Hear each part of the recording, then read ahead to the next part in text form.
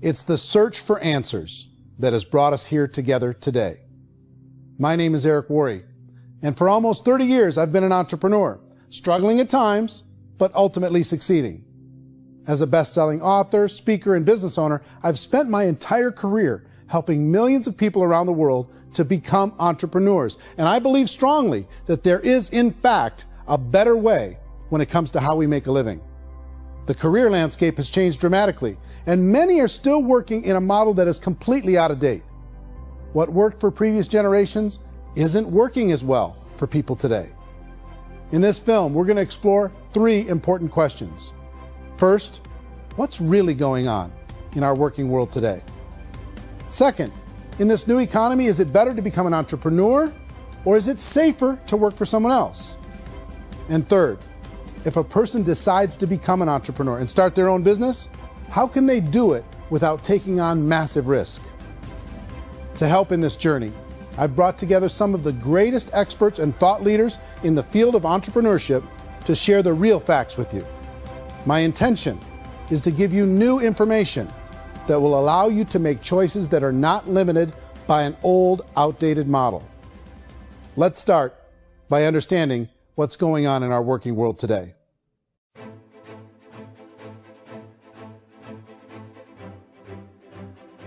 Let's look at unemployment. 30–40% of the people are honestly not working, but would be working.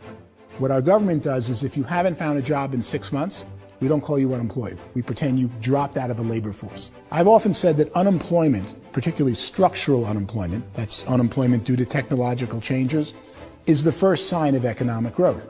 Think of it, 10 people live on an island. They go out every day and fish. One day, new technology shows up. A missionary brings them a net.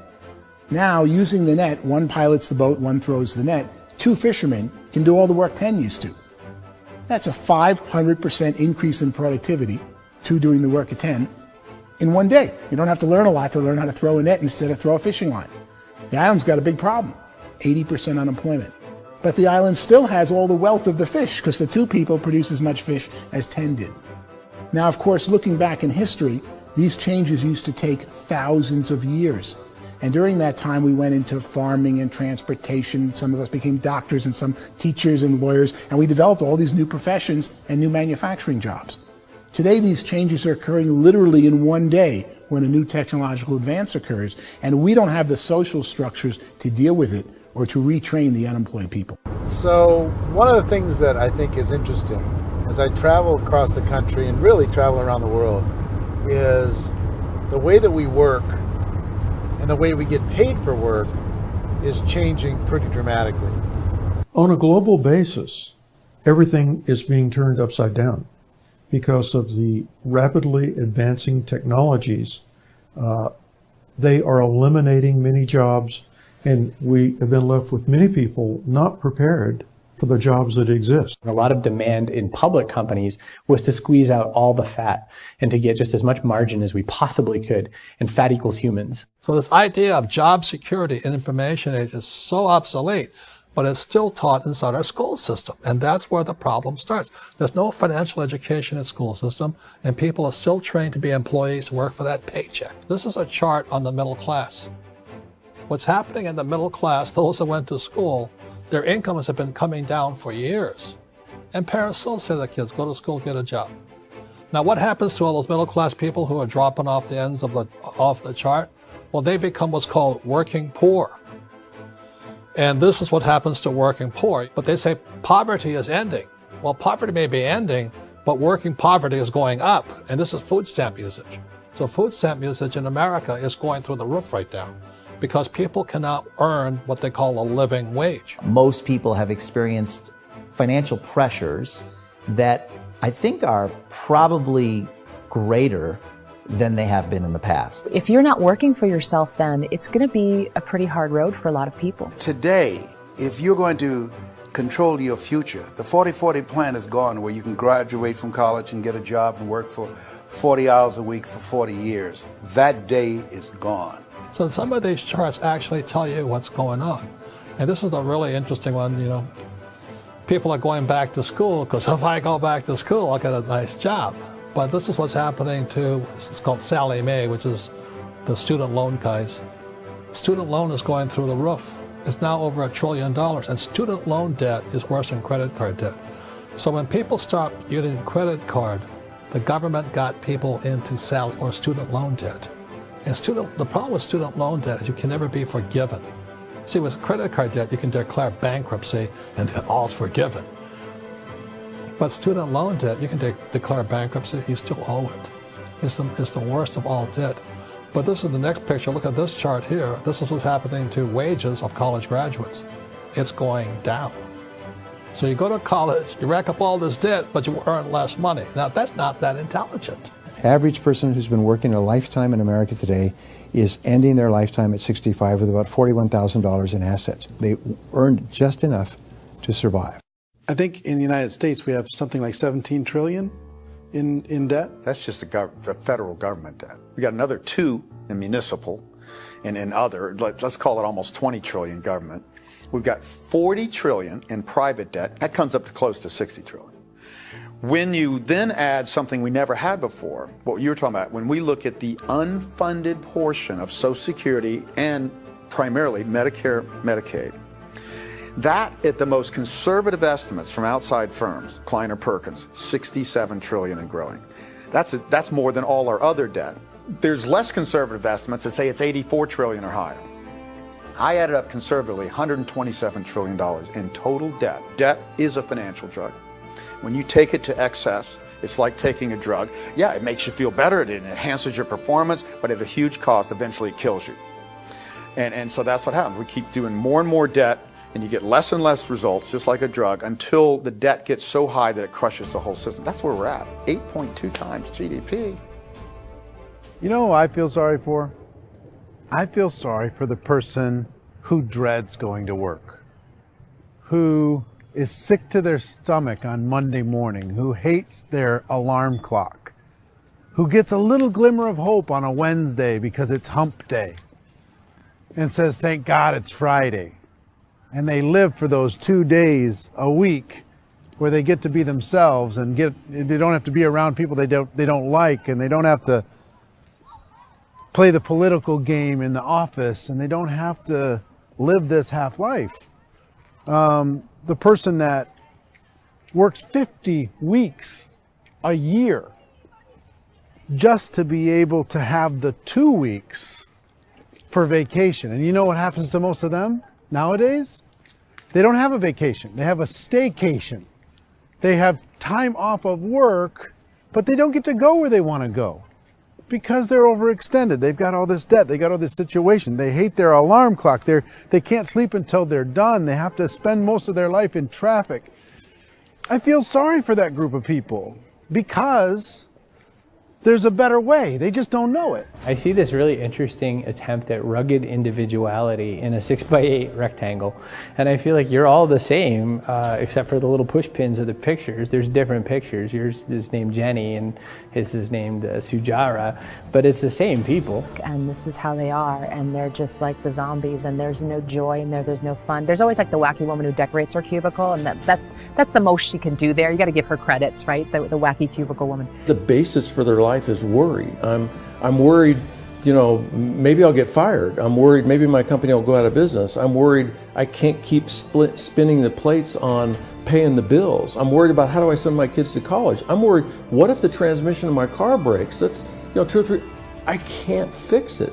People live in a sea of worry, and it eats at them. Those signs that people held up during the Depression didn't say looking for gainful employment in a cubicle. It said looking for work. Work is what we're looking for. Job is just a unit of measurement. Work is what we're going after. It's time to look in the mirror and say, it's not the economy, it's my economy. It's my little world of where I am. I need to improve. I'm not going to wait for the economy to come back because, frankly, the economy is doing great in this country.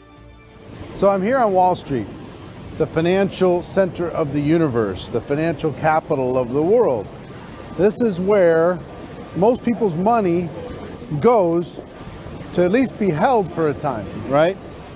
With interest rates in banks being effectively zero, and many experts are predicting it's going to stay at zero for the next 10, 20, even 30 years, people feel like they don't have any choice but to put their future into equities, to put their future into the hands of other people on this stock market, and hope that the stock market goes up. Hope that the stocks that their advisors pick or that they pick goes up.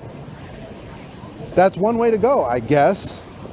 It's my personal belief that if you put your future into the hands of yourself, in other words, you have earning power by yourself, I think you're a better investment than these guys. I think you controlling your future is a better option than handing over your retirement to these guys. The average household income in the United States is approximately $50,000 a year, what they call the middle class. To reach the top 25% of income earners, you'd need to earn at least $90,000 a year. To reach the top 10% would be a household income of $140,000, the top 5%, $190,000, and to be in the top 1%, you'd need a combined household income of at least $380,000 a year. So here's the question. What do you think would give you the best chance to move up and get to the top 10%, the top 5%, the top 1% or beyond? In my opinion, and in the opinion of many, many experts, the answer is to become an entrepreneur, to become your own boss. I think you have to be a business owner. I can't, the only time I ever say to someone it'd be great to be an employee is when they've already told me they've surrendered. I only tell people who are wounded spiritually that they should be an employee. And it's that feeling that you get when you pick up the backpack off the little Cub Scout and say, "Don't worry, little guy, we'll get you back to the camp." You know, it is in no way a kindness when I tell someone they'd be a great employee. The other status symbol really increasingly is lifestyle. I mean, people can own their own business, maybe even work out of their house. That, I tell you, people admire that. Like, gosh, I wish I could do that. The spirit of the entrepreneur is to be a risk taker and to be resourceful and unstoppable and to have a vision of yourself beyond where you are and not willing to settle for life as it is. Think about the great entrepreneurs. They're visionary. They have heart. They're willing to do today what others won't so they can do tomorrow what others can't. Personally, I don't think of the new economy, the old economy. I create my own economy. The entrepreneur's in control. I decide what the economy is going to be like. In the world of entrepreneurship, there are no limits. You can make as much as you want, depending on how much you want to work and how smart you are and how great a team you put together. There's no more lifetime rewarding business than being an entrepreneur. Why in America, where anyone could be anything, would people want to give up their freedom and become effectively a modern-day slave, told shut up and be here every morning at 7:30, leave at 5:30, and do what I tell you? If people decide to become an entrepreneur and work for themselves, they have some traditional options, but they're riskier than you might think. Any kind of a retail business, retail build-outs, is extremely expensive. Even just these small little yogurt stores where they're putting little yogurt machines and you get all the different flavors, you're spending $200,000, $300,000, $400,000 to open a yogurt shop. I would love to buy a Dunkin' Donuts, but it's $500,000 or so to start. I don't quite have that just-in-case money. Risking lose it all, and most guys do 2 or 3 times, and even big guys like Branson, because I'm such a fan of his, half his companies don't work. You make $1 million, your problems are going to go. If you make $1 billion, your problem's really going to go. Just the opposite. You and I know when you're making $1 million, you get $1 million responsibilities. You make $1 billion, you got 1,000 times $1 million responsibilities. And most people say, I'd love to be my own boss. 70% of Americans would love to be their own boss, according to recent polls. But they don't know how to get there. Because what are you going to do? One, you could buy an existing business. If somebody's selling an existing business, you have to ask why. Usually because it's probably hard. It's probably not making as much money as they hope. 2, they could buy a franchise. A little less risk, proven system, but it's expensive to be able to do that. 3, they could start something from scratch. And that's where a lot of people feel like, I don't have the chops to do it. I don't have the money. I don't have the product idea. I don't have the expertise. I don't have whatever it's going to take to be able to get there, and I can't risk my family to do it. So 4th, they could become an investor. A lot of people in this town invest to try and figure out a way, but you got to be pretty smart with that game too, right? Venture capitalists, who are the very best and most sophisticated in investing in new breakthrough businesses, make it on 1 out of 11. That means 10 out of 11 are mediocre or fail. Most of them fail. That's the risk there. An angel investor is lucky to get 1 out of 15 or 20. A business is a team sport. Like, I have to have accountants, I have to have engineers, I have to have systems designers, I have to have sales, marketing, I have to have accounting, I have to have mission statements, I have to have legal and all that. The average Joe Schmo, even me, I go out there, I don't have the skills to put a business together. I think the bottom line for the 4 traditional options is they take money, sometimes a lot of it. They take expertise, and they take time. All of that adds up to just too much risk for most people. I bought a business from somebody else and it was a lot of work. And you start wondering, what did I just buy? Because I guess ultimately I own your email list and I just overpaid for it. People that start their own business, they spend a lot of money, they spend a lot of time, a lot of effort to get things started.